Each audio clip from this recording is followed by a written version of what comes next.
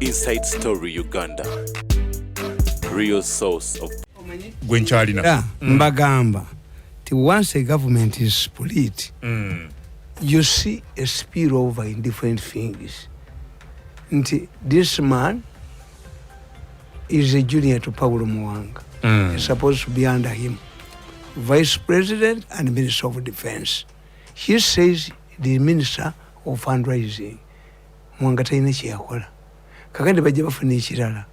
Mwanga bwategeera Peter Otai, but in Special Forces was dominated by Itesos, Special Forces under Peter Otai. Kati bali bakumbanga bave bombo bayingira ekibuga. Mwanga nalagira lejula ame yabattamu asatu. Misana sawa nnyo. Bayingira ekibuga bave bombo. As the Minister of Defense naga ntwadde tuyita bayekera beruweru. They have a new uniform. We don't know it. Yes. Lejula ame yabakuba. Kakati bategeera nti ebintu bikaaye.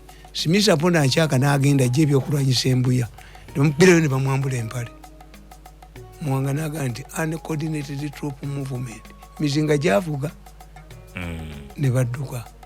Abalango be basigala wano. Abacholi ne badduka. Naye kye bakola abacholi abasigala wano. Beri kyodwa. What people don't know. Nesmeli yobote baliyocha eri abawala.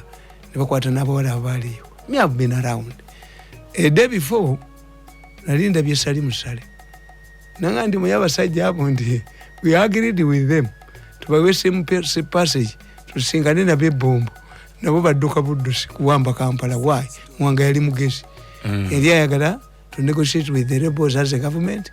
Mwanga had assembled a team of political parties, leaders bonna basemwogere bane. Museveni yabasanga mwebali. Twisolate Museveni as a Monga. Tivane bonna bakkiriza. I remember Museveni was in London. Nabaga don't form a government without us. Nabagenda maso ne bakikola. Kati so byetulaba kati bifanaganako n'ebyo. Anti-government eba split. Government yatuse ku level. Let me tell you. Are we having these things for the first time? Kakati kamba boli. This issue of Olanya is a simple issue. There are three ways. One, if the family does not agree with the post-mortem report, they are free to bring their pathologies. And you see, for me, I'm a Iraqi man. Nti ewange firi dizo nejeziri. Ina basawu, baloya. Nedogondirina. I'm an expert on witchcraft. Na wandi kakatabo kange the role of witchcraft in a malicious society. Likola. Ejoguli onaba erijogo kujo no mulisa kasasire jogo nirimugwa. So kakati nkugamba nti even if Olanya was died out of poison, the post-mortem report cannot tell you nti poison. Ajakuka organic damage. Yes. Tasobola post-mortem mubasawo. Tebenda ganti ono yakubiddwa sasi. Baga shock oba yaweddemu omusaayi. Why? Succumb to bullet wounds. Kasiri eggwanga yalina amasasi mubiri. Yagenda mu America ne bamuteeka mu kyuma nga akaaba. Kikaaba. Ne bamwambula nga kikaaba. Nabaga you remember have bullets bamukubana nga agenda okuteesa n'eyitongo. For method doctors. Nga yena atajja. Yes. Namuberamu amasasi nga yeebase. Kakati oyinza kugamba waliwo abalina bullets nga batambula nazo. So a medical report cannot say tiyafudde masasi. No. Succumb to bullet wounds. Ya bleeding. Yeah. Two, you can have an inquest. An inquest means you appoint a judge. All of those who have evidence come. Diana we yafira mu motoka mu Kabenje. Yafani mutabani wa Ali Fayed. Ali Fayed muwalabu mugagga nnyo naye bungeza yagano muwa citizenship ekiwana ababulijjo. Abafudde muno mu Uganda. Naye nga mugagga nnyo. Kati Ali Fayed yagamba nga bano byeboogera omwana wange basemutte. Naga nti bawa Queen ye yalagidde. Amutte. They did not silence the man. What they did was an inquest. Baleeta omulamuzi kubanga ebbenzi eyo Diana mwe yafiira nga bw'ogiraba bw'eba ebulayo mita nga 6 eno gundi kibaaga kijja kyokka. Olaba nange omusajja atatuka ku level eyo benzi yange emu bweba kateri kukola ne bwetasiba misipi ye tebimanyi yekabira kukola sikwokka wava muno yagendera kuva London naye bwebanga nga teri kuttaka ngeri kuttaka vuga nga bweyagala teina kyekola okujjako kumuvinga ye ettaka terimanyi naye lutuka kukola kakati argument bwe yali tikibaga kyagaana okuvaayo bali bakikuttemu kubanga Diana yabagamba yayitawo I'm going to give you a surprise ozaale mu muwalabu omwana nga batabani be bagenda okusikira obwakabaka era bakulire n'Anglican Church women when a woman nga anyize talina kyakulekera ayagala kudistroyingira eddala era Queen yamugamba ti obwakabaka buno buliko ababwagala besifuga bonna sibafuga n'agaana there people oyinza okukola ekintu nebaye agamba kakati ffe abasajja oyinza okuwalira omwana mu university omuwala nagana okufumbira nafumbira omulala senga wo naga tajja kulya sente za mwana wange nalabyo ne semogere ngaga don't silence anti ono enanga tayogerera polisi ayina gyabijja omulaba buli wamu wonna ayonoona ogamba otya omukazi ono nantaba yali tayigaa nti bamukwate we want nibaga tumujjayo lwampaka the woman identifies an assailant natuka nagamba deva we nti abasajja batugoba kuba mu bbanga omukumi we naga sijja kuba mu bbanga I don't know the power they have simanyi masasi ge bayina but let us stop in the gund in the town center ne bayimirira nantaba nagenda ku police ekayunga nagalama aba police yingula kabanga liyawe they arrested the suspect, handcuffed him and shot him dead. In broad daylight. But Enanga wanted this woman. Enanga is an outlet, a conduit for some people. Baba Joga, Bajaoka Ima, Baba Kufuga, Ndinemo police na wayo naje bali. Baba Fuga. No. Ask Enanga. This is a crime. Your side. How many times has Enanga talked to the side director for instructions? I challenge him. I judge about it before he move to another step. The times he has talked to the CI director? Yes, because this is a side director. Two, Enanga, yakosa deception.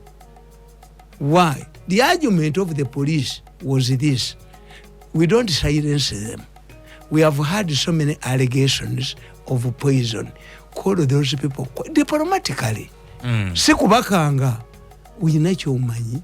One day mbondi katulebe nagenda nga nti abalamuzi bali enguzi. Katulebe yali chief justice. Ne gundi nani ne ono gundi ono mulamuzi chief wumula omukadde mwe temwalaba kubasa Kanyehamba ayayaya temwalaba Kanyehamba mwe temwamulabako kakati chief justice natugamba bane mujje mpola mumbuli abalamuzi abali engozi kozinze nga nze nategedde dda misa ekimanyi mulimu ebyuma mu ofisi ebikwata amalobozi saalinyayo neti etukwata nedda nze nali mumaze okumanya n'ebyuma bwe babiyingiriza n'okubiinstolingamu fe tugendeyo kukacyayi wali nga bitwogera byonna biri recorded nze namutegeera Katulebe but we are arrested.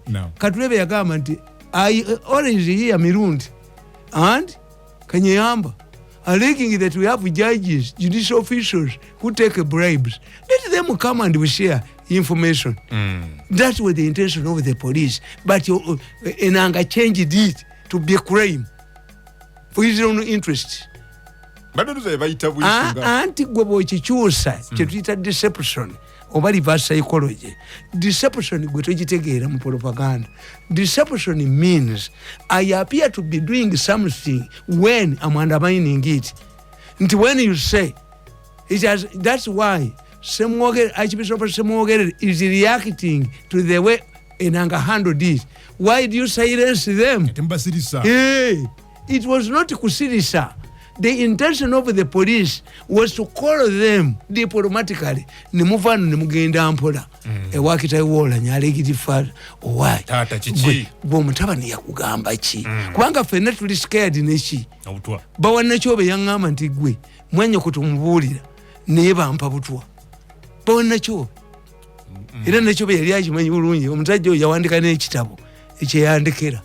Yes. Because try to manyikanye banga deni na wandika ekitabo kye bachikuwata and we never had Uganda teyina musajja mugezi ali mu bya medical ngoyo sente yezereeta ne yasaba omulimo ne baguma na wangula mu interview ne bagamba nti teyali zainize guno gwe yabadde nago hayi gigi ne bamukozesa the high gig's office is rotten buli wamu nabawamba wo. This is state capture. Kati enanga misused deception of a small matter. Those who have evidence, in fact, let me tell you, bosoma criminality. Bakugamba. When you see the police appealing to society, Baba Barikutegeza, you are suspecting us. Okay. You do it. Yes. This is why nti mubazungu bateekawo alabye ku bantu abo atubuli ne mu Uganda hiyo maneno lipata wapi? Wabijewa. Gundi akwatiddwa anga ayamba ku police mukubuli ng'emigga egimukubwa. Ani kule ebyo. You have even had an opportunity. This is how bazungu get criminals. Nti we treat you gundi. Hiyo maneno lipata wapi? Maneno lipata wapi? Jango yogere. Osi woku kyalo jogenzo okulopa aliya n'ababbi. Emmotoka nze banzi bakenti nira bafa. Naye ng'emmotoka ezibeera ku poliisi enfu gwe zoyita enfu ekiro zikola. Museveni yagamba nti bodaboda tezikola. Ekiro tezakolanga. Zakolanga. Nga siza abasirikale ate. Zali zikola. Yagenda okugaa nti zikole nga tezikola. Nga bazikwata. Ekitegeeza mu gavumenti mulimu ekintu. Okay. Nabagamba gavumenti ya Museveni irimu kye tuyita subterfuge. Nti today enanga tayogera ku ssente za saako ze basala ku basirikale. Enanga tayogerako rationing ali mu nkambi. Nti amasannyalaze omusajja ono agenda okuddayo nga bagaggyeko. Why not solar? Solar panels. Abakazi baabwe tebasobola kufumba mmere enanga. This would be his concerns. No. Enanga bamuwamba.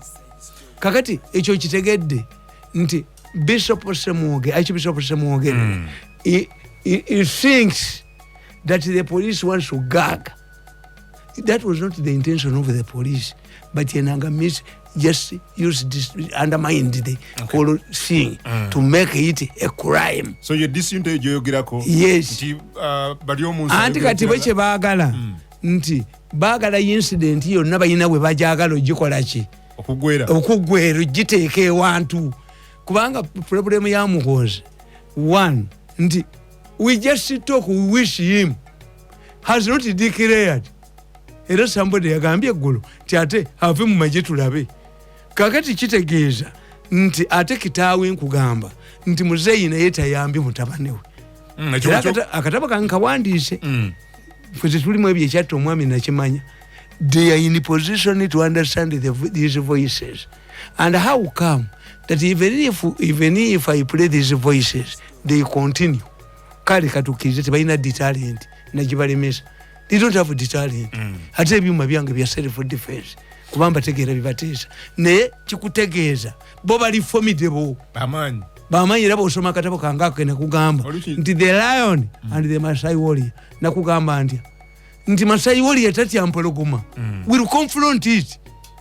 This is a Masai warrior. So these are Masai warriors? Yes. Tebatya Museveni, tebatya government. Naye bayina media Museveni gy'atalina. Obyogedde ebbanga ddene tewali kikolebwa. Nti Museveni be yayinvestingamu mu media ate tebali naye. Kakati talina media. Balina Masai warrior. Ye talina media nti nze nkubuulira pologulamu ze nkola gavumenti ensasula yadde 10. Naye babadde bategese mbu bantwale bano balwabwo ayina okugenda ku NBS akole naye endagaano. Kakati nkubuulira nti talina media. Kati if you don't have a media nti government spokesperson bali mu nsi tasobola Okay. Ofono is better than bali omunsi. Naye bwekituuka kukulya ssente ye Museveni abirimbinga nti abanene be bakola ayira kakati ono mukazi Ssebugwawo yaleetera ki minister akola ki media the most powerful minister in Gondi in Itias government Joseph Gobez. You go to Kenya, the most powerful ministers, information minister, very smart. Owobata Nyoti, very smart guy. Ngomwana kula naye anukula n'omwana kula naye Museveni alowooza nti President Museveni tebamubulira the importance of media. Kyobola abayita ab'olugambo lumamongers. Media is very important. Is an integral part of Gondi of democracy. Kati imagine obanga Lasha egena myezi emeka alutalo eyamanyi bweti yali ewambye ebisinga bya bulimba. Why? Bano bayitawa ba prime minister babungereza ne bakyalayo. Can they be a foreign government? Ekitegeeza olutalo luli kuka size katono nnyo bwe kati babakozesa mizinga. But on the ground most of the stories are exaggerated. Abazungu bamanyi media. Kakati Museveni ekyamulema media. Nti media ya Uganda nawandika katabanenga tuyina checkbook journalism. Checkbook journalism, the first thing media practitioners in Uganda do, put down their names and arrive at the function, give the names and telephone number. Give the names, the list to the public relations officer. Baba we sent. Yes. Stories za Uganda zonanguli buguzi. Peter master media. Kakati master media Museveni taina media neyiye nti new vision yasoko kola editorial probe olanyazi poison crimes new vision wabula yete yajogerako enanga kuba ali mu group eyo. The second first minister to tweet was Tumwebaza. The man has died like Mayombo. Eventually he resurrected enanga because he is part of that group. Abotabogera ko yabambira ku balazi for 14 years. They did not recognize my contribution. The bando damo to go. The very humiliating man that was thrown on Kasasiro. Nenga no genda yo ne truly day one. Sobola kudayo. At my age. Okay, njagala tugenda but I give them tips. They kugamba. Let us move to another issue. Iyo jitegedde. Is enanga. Who has misinformed the public or mishandled the situation. The intention of the police was to move diplomatically. If you have information, why don't you hear a pass? Because when somebody tells you to geze oba in a sister war, najana kuganti why omwana oyo si wa Mirundi tekikomaawo mbuza wani, especially when he's sick. Timanye nazeka ngambye omwana oyo si we wa Mirundi. Kakati anybody onanya's father, when your son tells you or a friend like Onogondi Chiwanda tokomao, we call them conclusive statements in a logic ani yabukuwa. Yes, tenza kanti zolwa ngamba nebigwera ekitegeeza nti bano bayina bateeka okubanga bayina information gye bamanyi. Yes, kakati onenanga ye mugezi nnyo abamukozesa bagezi ba experts bamugamba gwe kivuluge kifuukenga crime. Okay. Government efuukenga yakalu bakwata, that is enanga. Okay. But it was not the original position of the police. Kakati nenkubulya ekintu ekyokubiri. When you look at parliamentarians, I laugh. Waki osegera abakoba parliament? Bitana abiri mwenda. Ugandans don't know how things are done except mu bintu ebiri ordinary. Tobuliza buugi mu bbaala. Ti luno lumbe. So ekikusasa kye kikubabaka. Andi kakati kankubulira. When it comes to the hospital of Rubawa, Parliament guaranteed the loan, which means Parliament to guarantee the loan, they agreed with the agreement. Who writes agreements on our behalf? The Attorney General and the Solicitor General. You can even hire at times experts. Kakati, what type of agreement did the Parliament endorse to guarantee the loan? And where do they get the moral authority to talk now, to shout at us. No, bayise minister ow'ebyensimbi bayise Ssaabawaliisi ekyo kirala Israel yemu baali badde omusajja ayimira mu parliament n'agamba according to the agreement we guaranteed you brought to this loan, we guaranteed it as a parliament because of this. You had the contractor had to do this job in the phases. By now, what happens if there is a breach of contract? What's the purpose of the commercial court?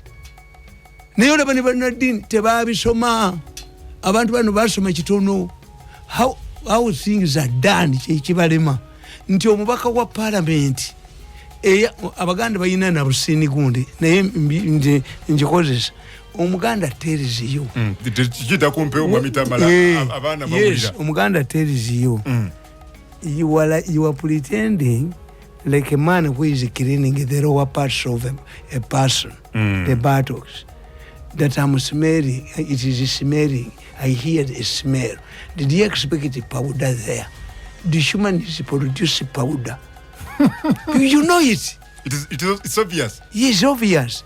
Kakati tell us, a parliament, this is not a new parliament.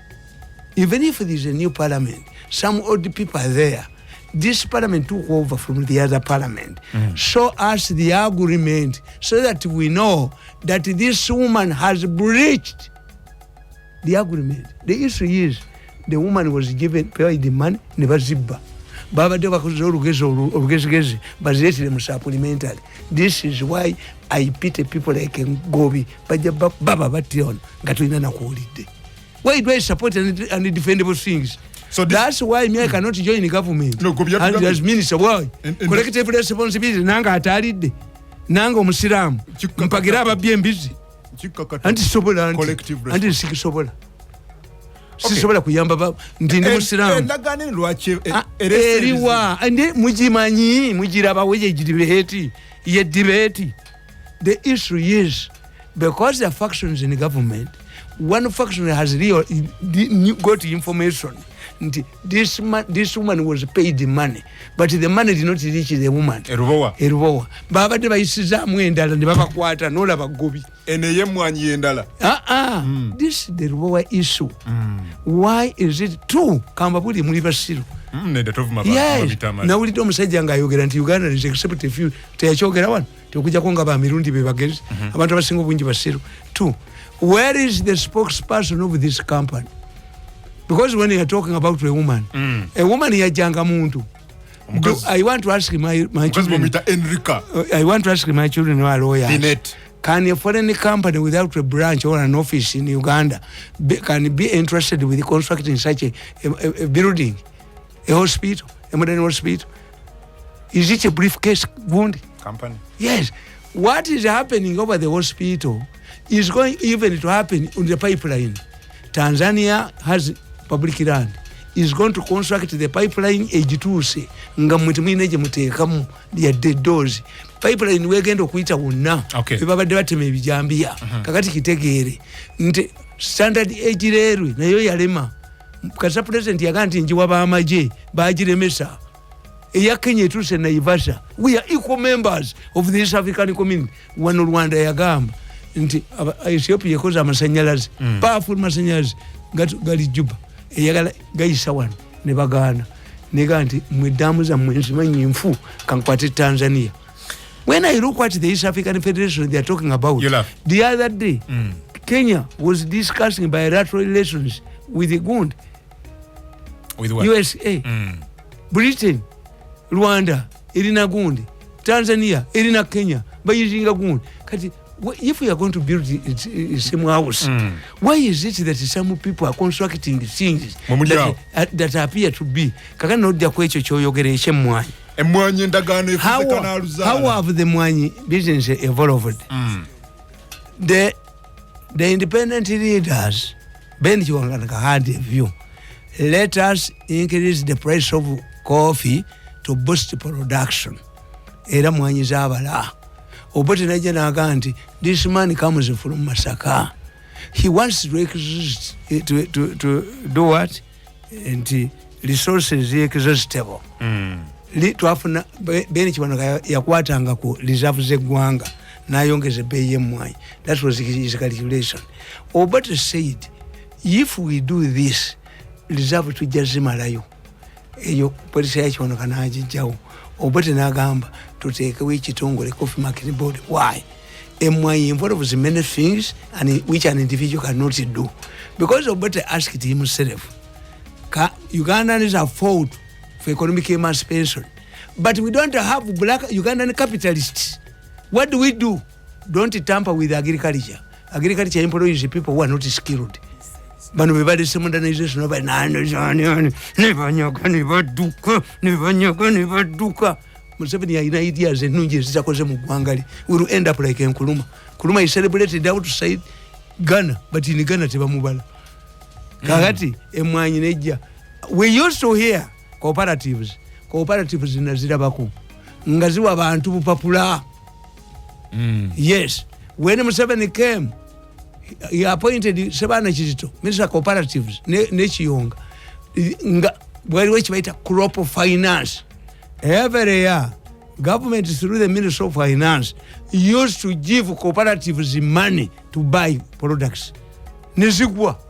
Waliwo banyankole kwetera nayo era abantu bano bazibu nnyo bagenda banyankole kwetera nayo basibye eyabwe ekyaliyo lino eggwanga liri mu kizibu eyabwe ekyaliyo.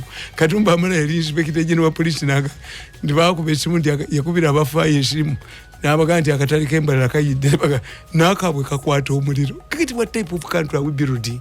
Me am worried. Tuzeyo ku Sakale Johnston bamuga nti don't allow the country to disintegrate into smaller states. Kakati nega nti emmwanyi wulira kakati president n'agamba let the emmwanyi be liberalized. Abantu bazeguli basitunde ebweru. Kakati we are going back. Njirwa kitu mwebaze buli wabeera tewaba mirembe. Nedda bane batu lwaki mwebaze wabeera wabantu. Okay, but the issue is not the issue whether this woman is given. Waliwo company bayita Swipuko bali bagirese wano. It can identify for you. Besi yakulambira delegation mu biseera by'olutalo nga Kony atuli bubi n'agula helicopter ez'emivumba. I could not blame Besigye. Besigye is a medical doctor. How can you tell me? Yali tabimanyi. Ate bagenda mu winter where even visibility. Okay, but kakati nkubulira Ministry of Agriculture tena chemanyi ku bino. Anti kyenkubulira kiri bwe. Yabeganye Minister Goyogedde. Teri Minister yeganye. Yabeganye mu collective responsibility. Otafiire is a smart guy. Otafiire bamuwa Minister of Internal Affairs. Ne baleeta baasi wano nga yutise ekyaliwo nga eza polisi mweziri era newunya lwaki Otafiire takwata ku ssaako eyinza okuba nga si doketi ye singa ssaako yajogera dda. Otafiire yajja ku UTC najjawo baasi za UTC naga nziwadde poliisi muze zaatumye mulimu ezaffe. Did Otafiire come to disown the police? Otafiire said tubaagala batubuulireko. It is true. Kakati minister tasobola kukolaki oba yeegana bateyeegana. That is Museveni's government. Nti sikwe kwawuka anti wulira nti basaida baani Museveni yatulagira teri muntu yenna ayogera kintu ekyo. This is why in America the president is given pardons. Tiwaliwo abakola ebintu alandasignly naye bw'aba agenda abasonyiwa. Omuntu ayogera omuntu aba n'emmizi. What type of minister? Two, wulira omusiru bakugamba what's the oath of the minister? I will advise the president and support the constitution. So help me God. Where does the advice come from? If tuyinza nakwogera mu bantu Bukenya yabyogera. I've spent 6 months siraba president ba mafia bannemesa dda. Ate okola woki. Ono yatunga bannamawulire baali bamu. Anti nkugambye and now tuzita conclusive statements mu logic. Omwami wange maze emyezi 6 nga simula and now this is the basis of my divorce. Yes, it is a conclusive. If you are Minister of Agriculture and you disown nga bakola ebintu nga toliiwo, you are no longer in charge. Tender in your resignation and take your head away. Otherwise, you take a responsibility. Tolaba Katumba amale kyamuleetera obuzibu. Baakubulirwa mu mbere naganze sibimanyi. I'm a commander. Can you disown? No. I'm a commander. Yeyina kuvaawo. So singa minister resign nzedda. Endagaano enkulu bweti. Atako disown it. What is a handover? You can say nasanga babikola dda. But even look what the aspect. My argument is not.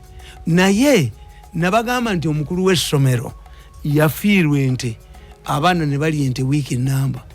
Nafiirwa enkoko ze abaana ne bali enkoko week number.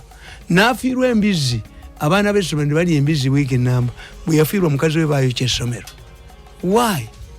Baategeera nti buli kifo akola ki? Had lost trust. Nti mu Bible betuga nti omwana yagamba omuseke gundi emirundi emeka. By the time the real museke came, government nabagamba nti once government loses the public trust and confidence, everything it does becomes a referendum. Nepi netono yani. Ye yali ne mudwali byerubowa. Oyo omukyala mumanyi. Omukyala mulememuwa nkugambe. Ti abasajja abo kye bakola. Bamanya what is this woman not reachable? You think he's a briefcase woman? You know that woman? I ever visited her home. Mukazi afana Gaddafi okamala. Very rich woman.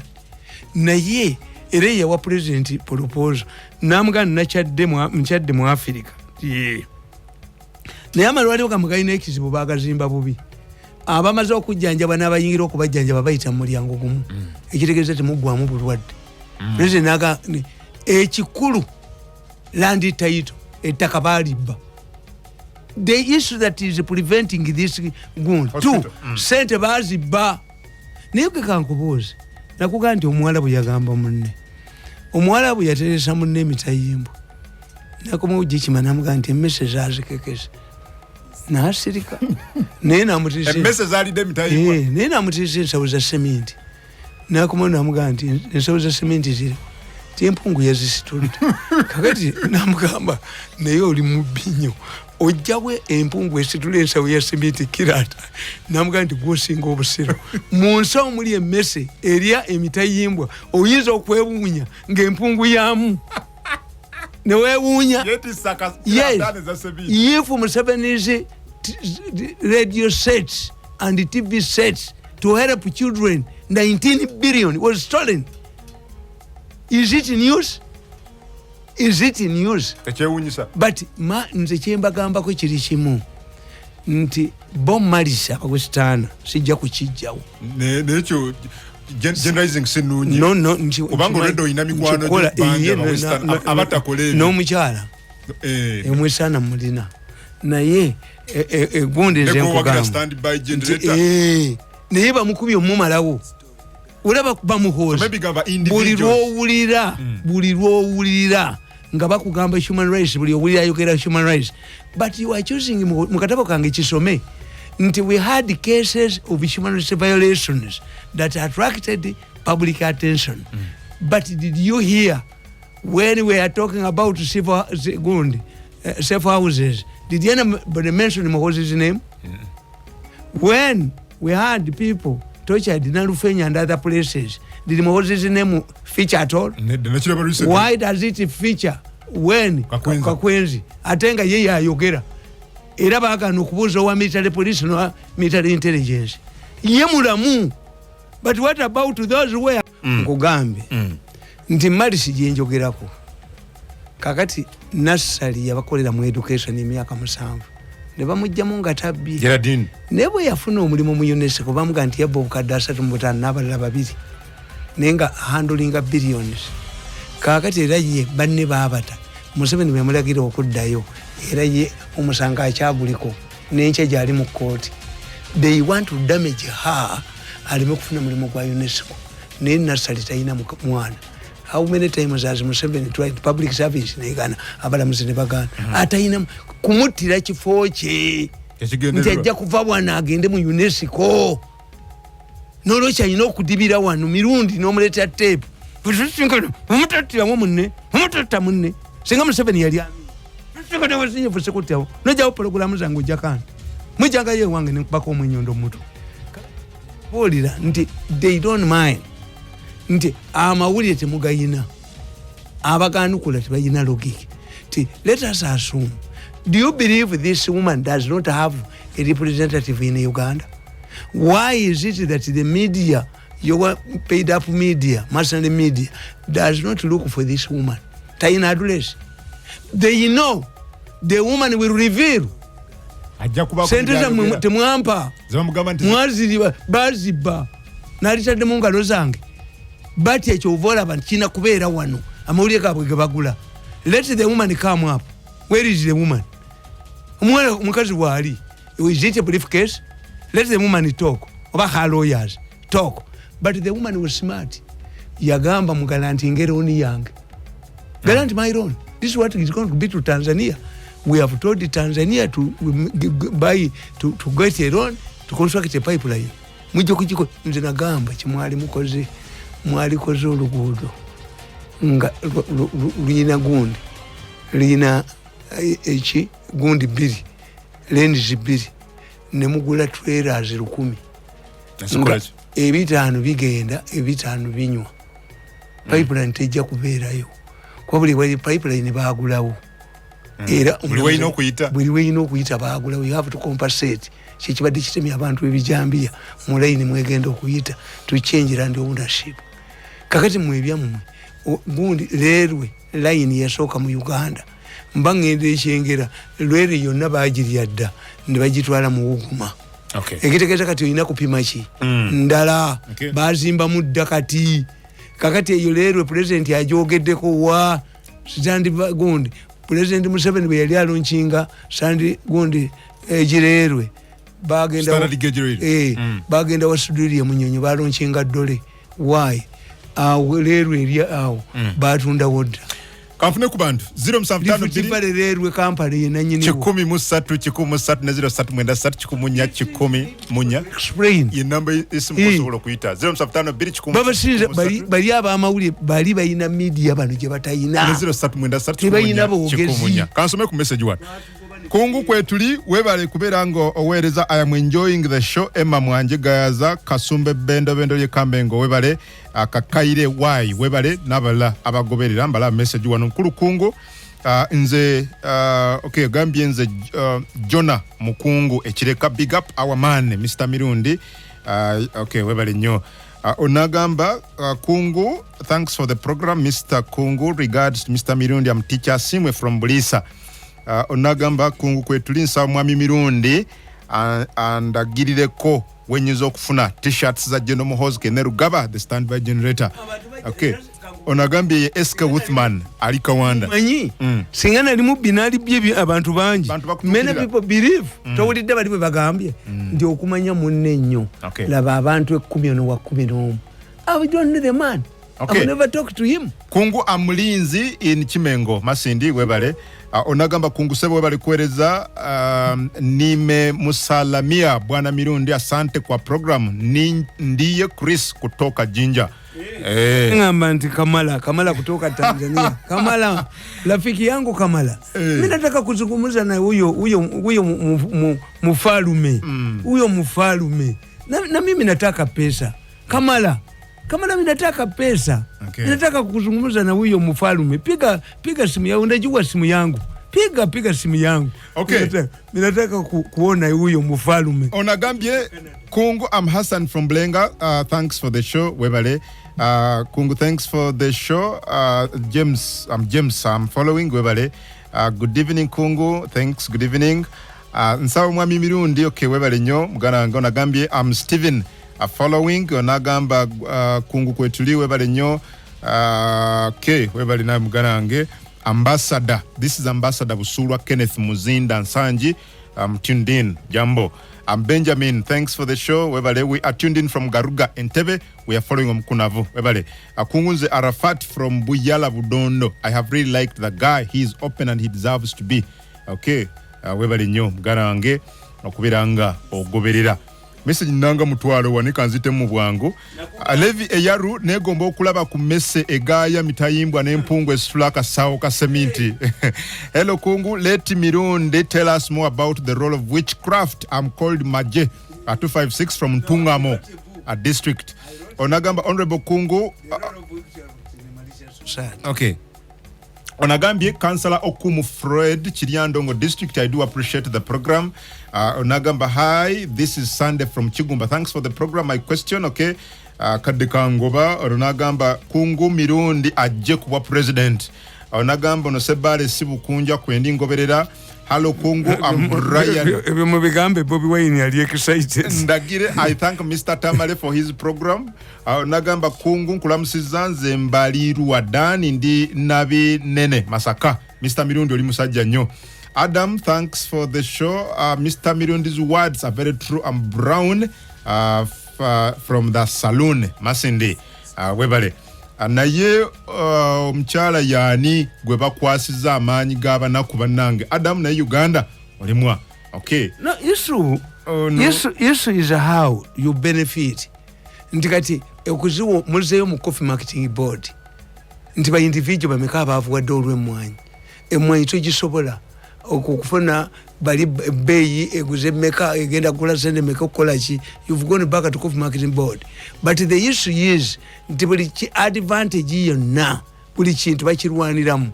Two, if this woman has failed to construct the hospital, then how can you give her something else? That's my argument is. The blame is not on the woman. The money was stolen. Onagambye assalamu alaikum Adam Arafat Kasango Kawempe. Cancel my message. Mr. Mirundi, you're so good, but even though you are not a presidential advisor, you should advise your president to have mercy on Ugandans. Onagamba, peace be upon you, Mr. Kungu. I'm Afande Kasango Rashid from Chiriandongo. Thanks for hosting, Mr. Mirundi. How can I get access to Mr. Mirundi's books from Chiriandongo? Onagambye, Tamale Mirundi kyagamba kituufu kuba buli ministry yonna mu government tezeesobola balinda kubateeseza akyekimu n'oyo atugonza alika kumiro.